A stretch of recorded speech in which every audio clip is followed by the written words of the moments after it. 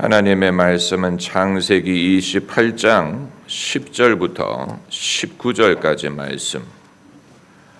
창세기 28장 10절부터 19절까지 10절부터 19절까지 함께 읽겠습니다. 야곱이 브엘세바에서 떠나 하란으로 향하여 가더니 한 곳에 이르러는 해가 진지라. 거기서 유숙하려고 그곳에 한 돌을 취하여 베개하고 거기 누워 자더니 꿈에 본즉 사닥다리가 땅 위에 섰는데 그 꼭대기가 하늘에 닿았고 또 본즉 하나님의 사자가 그 위에서 오르락내리락 하고 또 본즉 여호와께서 그 위에 서서 가라사대 나는 여호와니 너의 조부 아브라함의 하나님이요 이삭의 하나님이라. 너 누운 땅을 내가 너와 내 자손에게 주리니 내 자손이 땅의 티끌같이 되어서 동서남북에 편만할지며 땅의 모든 족속이 너와 내 자손을 인하여 복을 얻으리라. 내가 너와 함께 있어 내가 어디로 가든지 너를 지키며 너를 이끌어 이 땅으로 돌아오게 할지라. 내가 내게 허락한 것을 다 이루기까지 너를 떠나지 아니하리라 하신지라. 야곱이 잠이 깨어 가로되 여호와께서 과연 여기 계시거늘 내가 알지 못하였도다. 이에 두려워하여 가로되 두렵도다. 이곳이요 다른 것이 아니라 이는 하나님의 전이요 이는 하늘의 문이로다 하고 야곱이 아침에 일찍이 일어나 베개하였던 돌을 가져 기둥으로 세우고 그 위에 기름을 붓고 그곳 이름을 베델이라 하였더라. 이 성의 본 이름은 루스더라. 아멘. 지난 주일 설교 주제를 발전시켜서 하나님의 은총을 입은 사람들의 반응이라는 주제로 성경을 훑어보고자 합니다. 하나님이 어떻게 은총을 베푸셨는가가 초점이 아니고 은총을 받은 사람들이 어떻게 반응했는가를 보고자 합니다. 특별히 이들의 입에서 어떤 고백이 나왔고 뭐라고 말을 했는가를 보고자 합니다.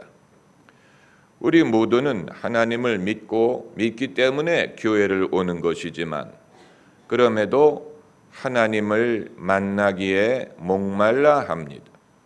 만약에 그렇지 않다면 그 사람은 하나님의 사랑이 아닙니다. 내 영혼이 사슴이 물을 찾아 헤매듯 내 영혼이 여호와를 찾기에 목말라 하나이다.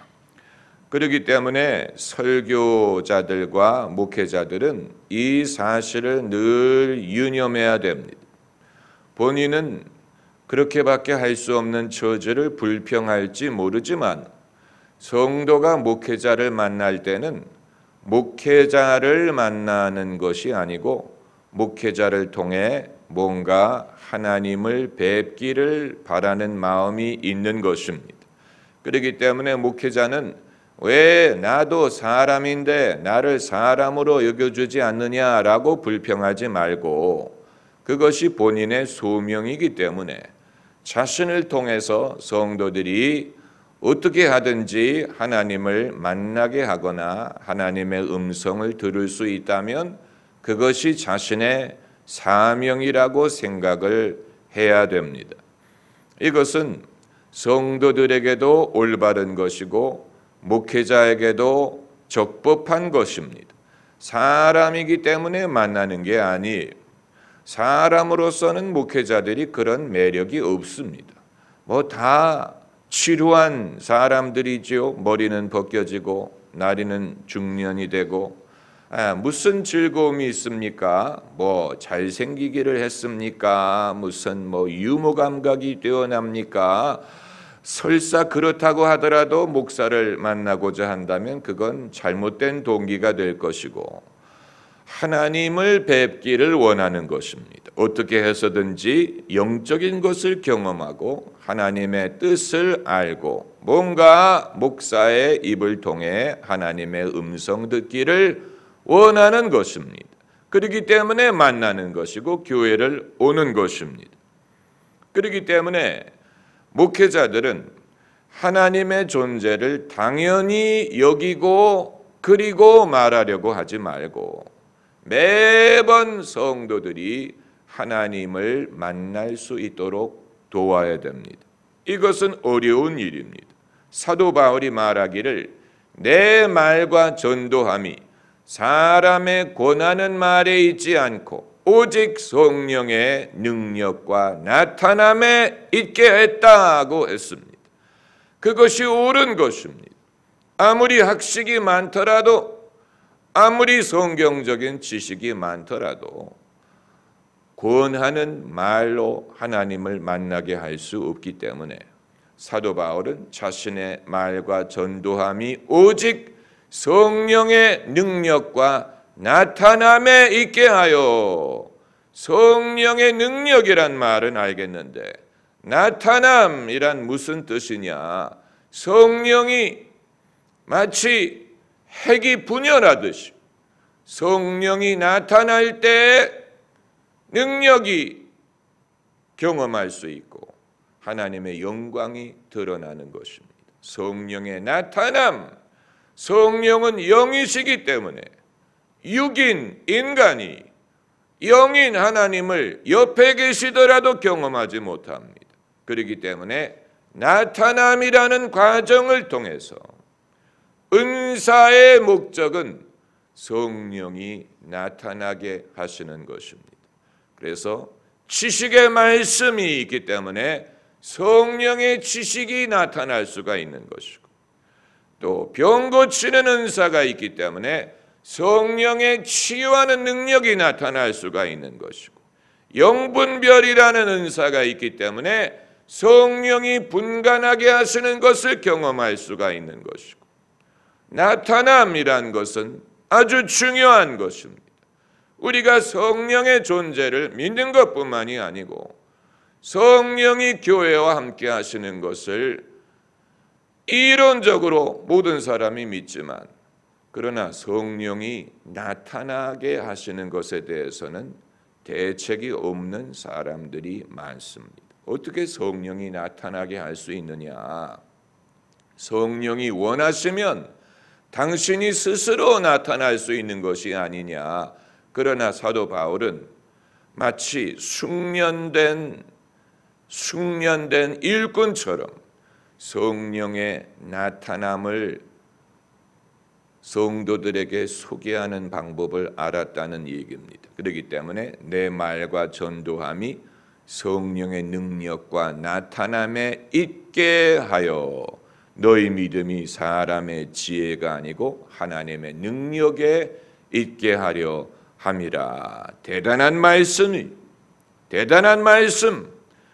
모든 주의 종은 이것을 본인의 사역의 철칙으로 삼아야 될 것입니다. 사도 바울이 이 시대에 예수 그리스도를 제대로 전달할 수 있는 그 방법을 제시한 것이고 본인이 본을 보인 것입니다. 이것은 교단이 어떠하든 신교든 구교든 간에 주의 말씀을 전하고자 하는 사람은 반드시 유념해야 되는 부분입니다. 그래야 성도의 신앙이 하나님의 능력에 있게 하려 함이라.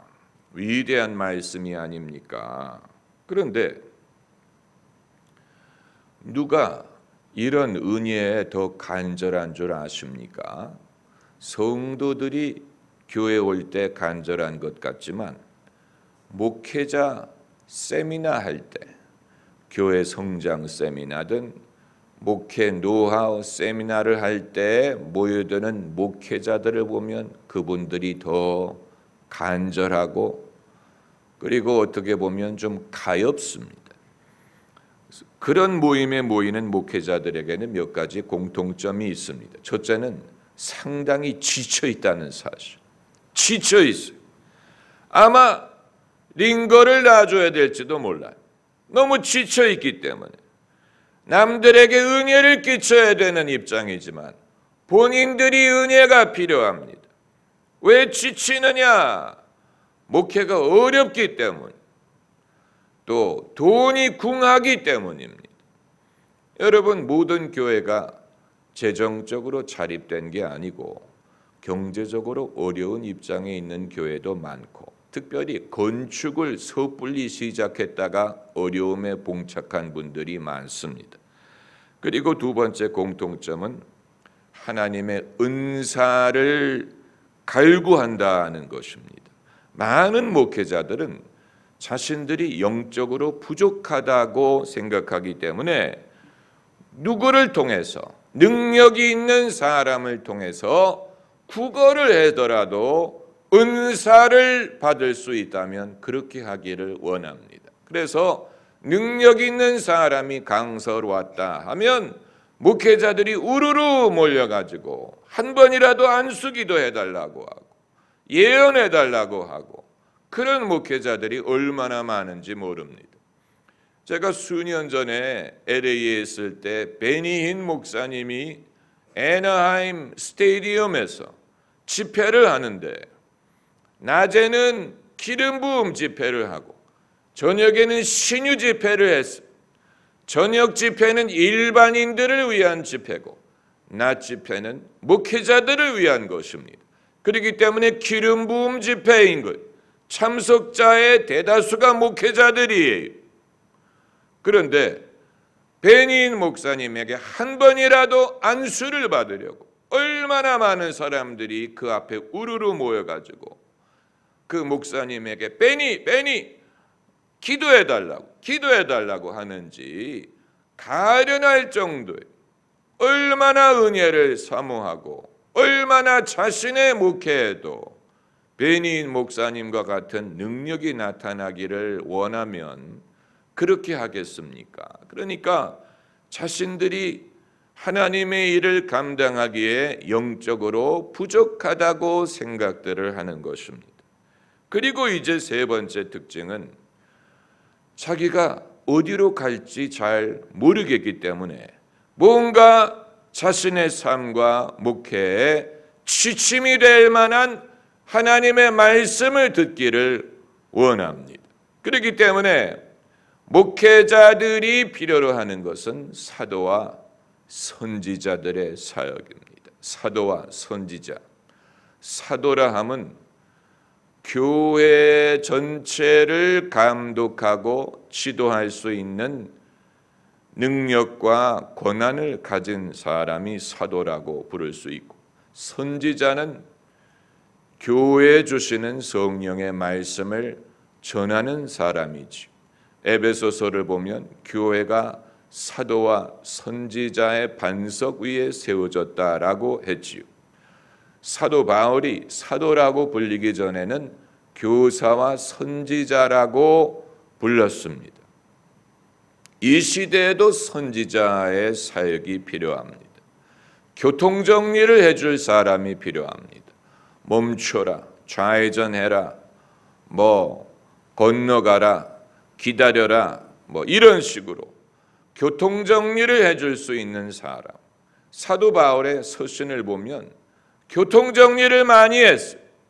너희는 이것을 가르쳐라, 그런 것을 가르치지 말아라, 이런 가르침을 주의해라, 그리고 누구를 영접하라, 누구는 어디로 가라, 내가 누구를 명하여 어디에 머물게 하였느니라. 사도 바울이 교리와 신학뿐만이 아니고 교회를 섬기는 많은 인물들에 대해서 정리를 했어요. 디모데를 어디 머물게 하고 디도는 어디로 보내고, 이런 식으로. 이게 사도의 교통정리예요. 그 밑에 있는 많은 목회자들에게 일을 맡기는 것이고 지시를 하는 것입니다.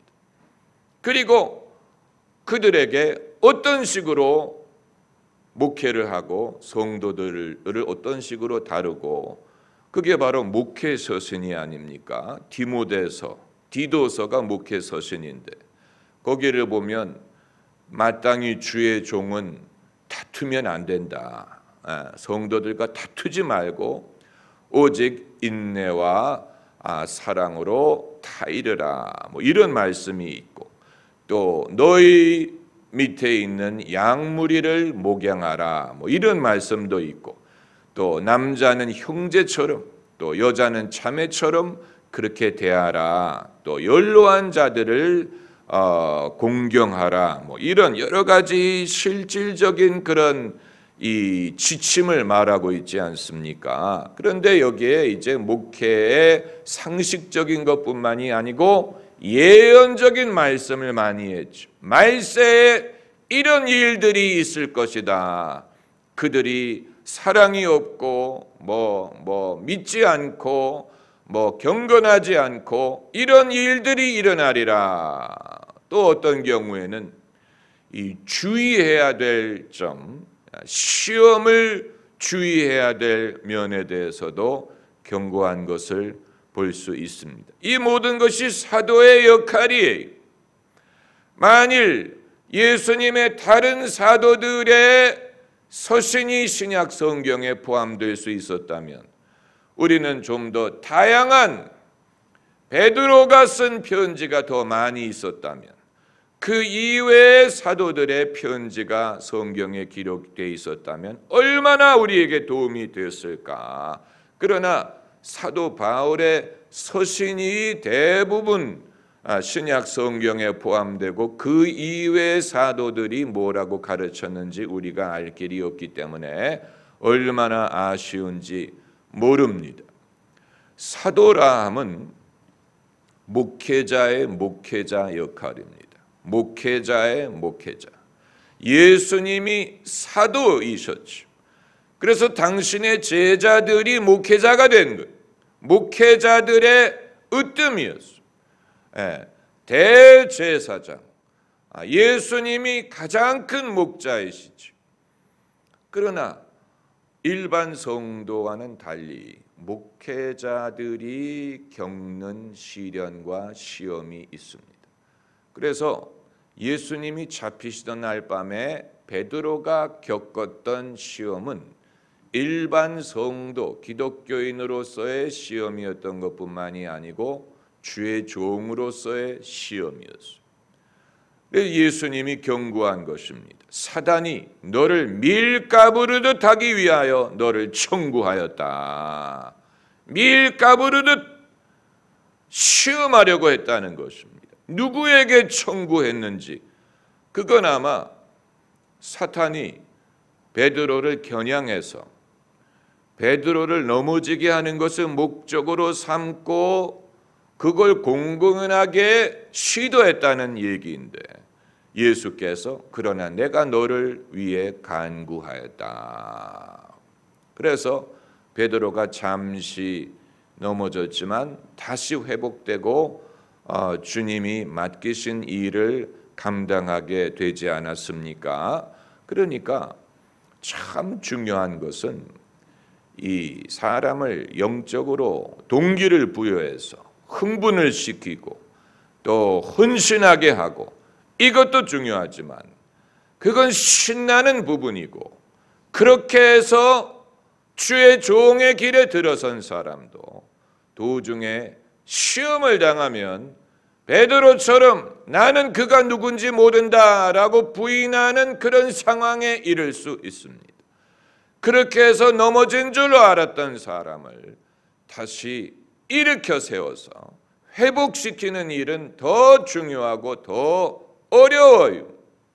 그건 그냥 흥분해서 될 수 있는 게 아니고 주님의 용서, 긍휼, 신실하심, 사랑 그리고 주님의 속성뿐만이 아니고 자기 자신에게 남아있는 믿음, 자기 자신에게 여전히 남아있는 자기는 까먹은 줄로 알았는데 사라진 줄로 알았는데 자기 속에 여전히 남아있는 주님을 위한 사랑 이것을 스스로 깨달아야 됩니다. 나는 이제 빈 깡통이 된 줄로 알고 그야말로 기름이 다 말라버리고 빈 그릇이 된 줄로 생각을 하는데 그러나 예수께서는 베드로에게 그 마음속에 주님을 향한 사랑이 남아있다는 것을 확인하게 하셨어요.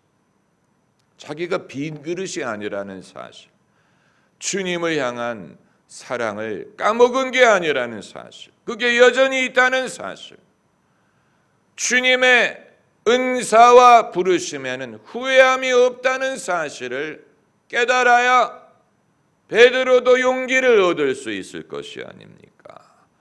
내가 다 잃어버린 줄 알았는데 잃어버린 게 아니구나. 다 상실한 줄로 알았는데 여전히 있구나. 그걸 알아야 자기도 용기를 내서 일어날 수 있을 것이 아닙니까? 그러니까 사람을 회복시키는 것이 그냥 주님의 은혜만을, 주님의 은혜는 누구든지 알지. 그러나 문제는 자기 자신의 문제, 자기 자신이 신실하지 못한 문제, 자기 자신이 성실하지 못한 문제, 자기 자신의 연약함의 문제, 자기 자신의 인격적인 문제, 개인적인 취약함, 단점, 이런 것이 그 사람을 위축시킬 수 있기 때문에 결국은 그냥 하나님의 은혜가 내게 족하다는 것뿐만이 아니고 내가 생각했던 것처럼 그렇게 부패한 게 아니고, 내가 생각했던 것처럼 그렇게 나쁜 사람이 아니고, 내가 생각했던 것처럼 그렇게 멀리 떠나간 게 아니고, 나에게는 여전히 주님을 향한 사랑과 신실함이 남아있고, 주님이 시작하신 일이 패한 게 아니다, 그게 망한 게 아니다, 그게 여전히 진행 중이다라는 것을 깨달을 필요가 있습니다. 하나님이 너희 안에 시작하신 착한 일들을 그리스도 예수의 날까지 이루시리라. 너를 부르신 이는 미쁘시니 그가 또한 이루시리라. 그러니까 부르신 것은 이전의 일이고, 그리고 이루실 것은 미래의 일인데, 도중에 내가 넘어졌으리라고 생각할 때 아니다, 너를 주님이 부르셨기 때문에 주님은 미쁘시고 그 일을 이루실 것이다 라는 것을 믿을 때 사람은 용기를 얻고, 그리고 잃었던 즐거움이라든가 또 잃었던 그의 즐거움을 회복할 수가 있는 것입니다. 그래서 이 목회자들의 세미나를 가보면 딱한 사람들이 많습니다. 의외로 여러분이 보신다면 아마 딱한 생각이 들 것입니다. 그러니까 모든 사람이 교회를 오는 가장 주된 이유는 습관이기 때문도 아니고, 시간이 남아 돌기 때문도 아니고, 하나님을 만나 뵙기 위한 것입니다. 그것이 주된 이유. 그렇기 때문에 모든 주의 종들은 옆으로 비켜서 주님이 성도들을 만나시게 해드려야 됩니다. 아주 중요한 것입니다. 자기가 중간에 이렇게 우뚝 서가지고 주님 안 돼요, 안 돼요, 내 양이에요, 이게 아니고 주님 비켜서야 돼요. 비켰을 수 있어야 됩니다. 여러분도 셀 리더를 하시든 무엇을 하시든 간에 때로는 주님이 역사하시도록 비켜서야 됩니다. 주님이 지나가시게, 주님이 역사하시도록. 그런데 이것은 인간적으로 애를 쓴다고 되는 건 아니에요. 목소리를 높인다고 되는 게 아니에요. 목청이 터져라 외친다고 성령이 역사하시지 않아요. 오히려 공을 칠 때 힘이 들어가면 어떻게 됩니까? 공이 잘 안 맞는 것처럼 영적인 것도 사람의 힘이 들어가면 어색해지고 이상해집니다. 어색해지고 이상해집니다. 힘이 들어가는 게 아니에요. 힘으로도 안 되고 능으로도 안 되고 오직 여호와의 신으로 말미암느니라고 했어요. 그런데 하나님을 만나는 사람들의 특징은 원래의 기대를 잔뜩 하고 온 사람이 아니고 기대하지 않던 사람들이 하나님을 만나게 되는 경우가 많습니다. 그렇기 때문에 그게 진짜라는 것을 우리가 확인할 수 있는 것입니다. 오늘 본문이 대표적인 예예요. 야곱이 베델에서 자는 중에 하나님이 나타나셨어요. 아주 상징적인 환상을 보았습니다. 하늘과 땅 사이에 사닥다리가 놓였는데 그 위에 사자들이 오르락 내리락 하더라. 여기 사닥다리는 하늘과 땅을 다리 역할을 하실 예수 그리스도를 상징하는 것입니다. 예수께서 하늘과 땅 사이에 십자가에 달려 돌아가셨죠. 그래서 하나님을 사람들이 예배할 수 있는 길을 열어주셨죠. 그리고 그 위에 주가 서셔서 말씀하셨다고 했어요. 그 내용은 너 누운 땅을 너와 내 후손에게 내가 주리라.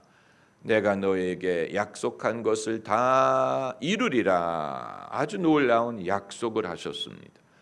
그 경험을 한 다음에 야곱이 잠이 깨어 뭐라고 말했습니까? 여호와께서 과연 여기 계시건만 내가 알지 못하였도다. 기대하지 않았다는 얘기. 하나님이 계시는 것을 몰랐다고 했어요. 몰랐다. 내가 알지 못하였도다 하고 두려워했어요. 하나님을 만나는 사람들의 공통적인 특징이 이러합니다. 이걸 통해서 이것이 꾸며낸 것이 아니고 또 이 암시에 의한 것이 아니라는 것을 우리가 확신할 수 있습니다. 만약에 그게 아니고 잔뜩 기대하고 뭔가 역사가 일어날 거야 잔뜩 기대하고 그런 경험을 했다면 이건 본인이 그걸 잔뜩 바라고 기대했기 때문에 암시에 의해서 된 게 아닐까라고 생각할 수 있지만 그게 아니고 야곱은 하나님이 여기 계실 줄 몰랐어요. 전혀 기대하지 않았는데 기대하지 않던 때에 기대하지 않던 장소에서 기대하지 않던 방법으로 하나님이 역사하시는 것을 보고 하나님이 여기 계시건만 내가 알지 못하였도다. 두렵도다 하고 말했어요. 두려워했어요. 그것이 하나님을 만나는 제대로 만나는 사람의 모습입니다. 이 고넬료의 일가 친척이 성령 받은 사건이 진짜라고 우리가 확신할 수 있는 이유는 그 사람들은 성령이 계신 줄도 몰랐고 성령 받는 사람을 본 적이 없어요. 방언이나 예언하는 사람을 본 적이 없어요. 그런데 성령이 그들이 임하셔서 방언도 하고 예언도 했기 때문에 이건 어디서 보고 배운 게 아니 그들이 어떻게 암시적으로 꾸며낼 수 있었던 것이 아니 진짜 성령의 역사라는 것을 그런 데서 확인할 수가 있는 것입니다. 그렇기 때문에 은혜를 쉽게 받는 사람의 특징은 섣부른 선지식이 없는 게 나아요. 섣부른 선지식 미리 쓸데없이 알 필요가 없다는 얘기. 이런저런 머리로 하는 지식만 많아가지고 영적인 일은 어떻대, 아무개는 어떻게 성령을 받았대, 어떤 경험을 했대, 전혀 쓸데없는 지식, 불필요한 선지식이 없는 사람이 선입견이 없고 그런 사람들이 훨씬 은혜 받기가 쉽고 그게 아니고 머리가 잔뜩 복잡한 사람들은 성령이 역사하려고 하셔도 이거 아니야? 저거 아니야? 이건 에베소식이야? 이건 고넬료식인가? 이건 오순절식인가 보다. 전혀 쓸데없는 전혀 쓸데없는 그런 것에 대해서는, 영적인 것에 대해서는 성령에게 주도권을 드리는 것이 낫지. 떡줄 사람이 생각도 안 할 때 김칫국부터 마실 필요는 없습니다. 영적인 김칫국을 피해야 됩니다. 영적인 김칫국. 주님이 주시도록 하셔야 됩니다. 주님이 당신의 일을 하시도록 해야지. 내가 왜 김칫국을 마시겠습니까? 그건 뭔가 사람이 오두방정을 떠는 것입니다. 영적인, 그러니까 성령의 운동이 발전할수록 그런 사람들이 좀 많아집니다. 오두방정을 떠는 사람들이 많아지면 그럴수록 순전한 성령의 역사를 경험하기가 점점 더 어려워집니다. 역사가 깊어질수록 사람들이 선지식이 많아져서 순전한 성령의 역사를 경험하기가 더 어려워져. 차라리 그런 걸 모르는 사람들이 더 쉽게 은혜를 받는다는 말씀을 드리는 것입니다. 그래서 하나님은 은밀히 계시는 분, 은밀히 어떻게 하시는 분? 보시는 분인 것뿐만이 아니고 은밀히 계시는 분. God who is in secret. 그 말은 은밀하게 존재하신다라는 말. 하나님은 무소부재하시고 계시는 분이시지만 그렇다고 우리가 당연히 여길 수 있는 분이 아니에요. 당연히.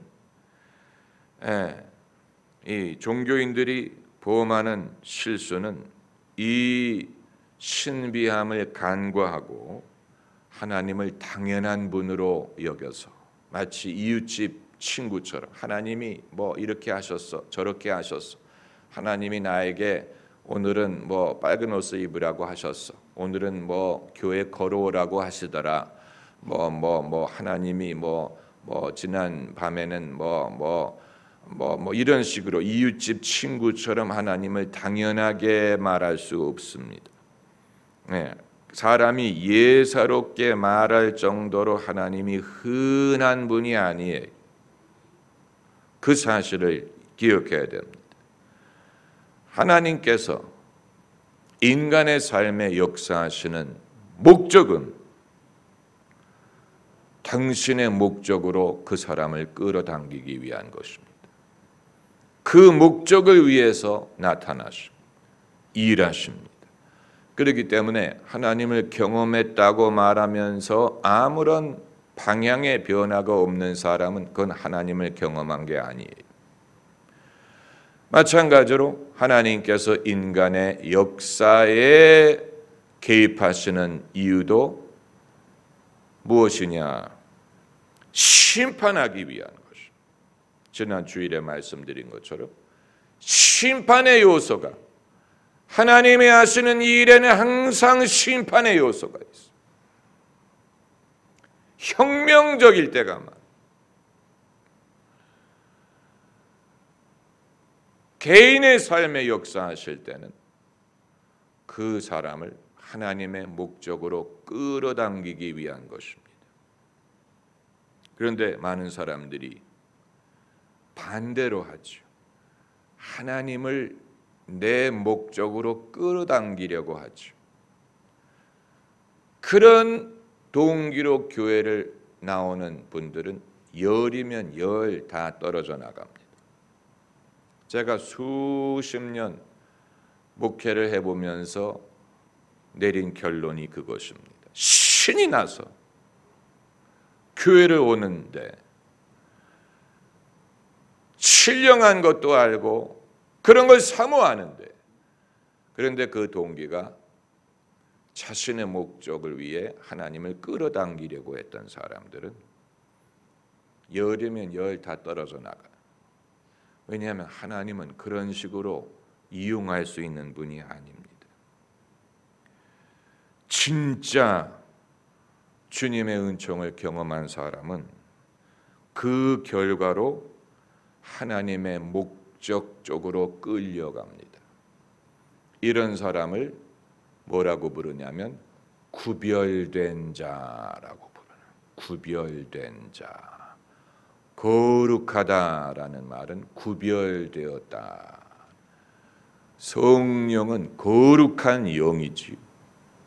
성령이 우리에게 나타나심으로 우리가 구별된 자가 되게 하십니다. 할렐루야. 기도하십시다.